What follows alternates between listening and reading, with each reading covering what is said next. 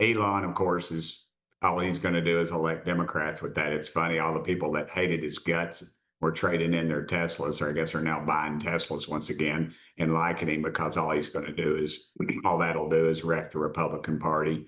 We had a similar situation once before, and that's why George Bush Sr. was not reelected. But the big beautiful bill, I think, is as it's being called. I wouldn't have named it that, obviously. It is big, but the reality is the left is using things like Medicaid and Medicare cuts to scare people. They come out with these huge numbers and they can't back them up. And as far as the Congressional Budget Office, the CBO goes, 85% of the people in their healthcare department are either registered Democrats or have donated money to the Democrats. And, you know, it's a partisan, that's the way Washington is. Whoever's in power and goes at and has the ability to will stuff these offices. They're not going to stuff them full of enemies. They're going to stuff them full of friends. I think the CBO ought to go away. Nobody pays any attention. All I wanted to do is do like we do in Tennessee, where we balance our budgets, where we have single issue spending bills, is that every bill would have a fiscal note attached to it. And you know exactly how much money you were spending. But Washington, D.C. didn't want that. And the CBO sure didn't want to do that.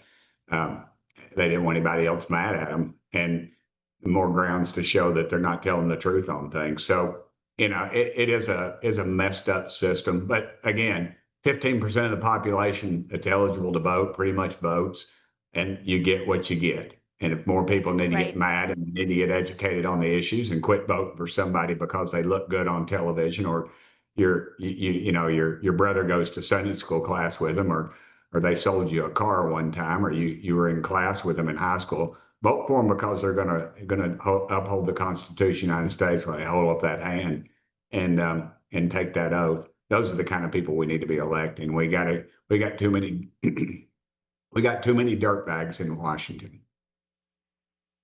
You know, obviously there were so many problems with this bill, but for the most part, most people view it, and most MAGA and most Americans view this bill as largely a good thing. That said, the size of it was really kind of a reflection of just the nature of politics in D.C. as it stands. There are just so many issues that are so political, and there's just no clear line. Now, on that note, you recently successfully passed a bill that should have been such a nonpartisan non-issue. It was crazy that you got so much resistance on it. I wanted your insight into it. It was the bill defunding the Taliban. Yes, ma'am. You posted a clip talking about how difficult this was as a conversation with Congress. It required a literal act of Congress to defund the Taliban, paid for by the taxpayers. Why was that such a difficult conversation to have in Washington? Well, if you would have seen the the spirited conversation I had with a so-called reporter on CNN yesterday, I don't know when it'll be aired. I'm sure it'll be hacked up. You would see just that. You know, apparently because I don't want $40 million a week going to the Taliban. I'm causing little babies to die. You know, and this is the corrupt nature of Washington, D.C. I go back to what Elon Musk told me sitting across the table, not far as my computer screen is from me.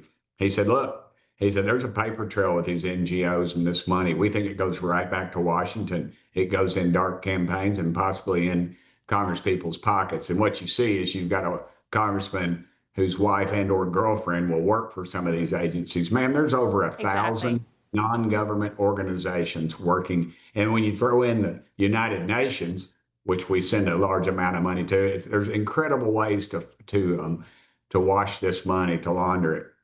And it's real easy how they do it. You know, the Taliban controls the banks. Every dollar that flows through there, coming or going, they get a cut.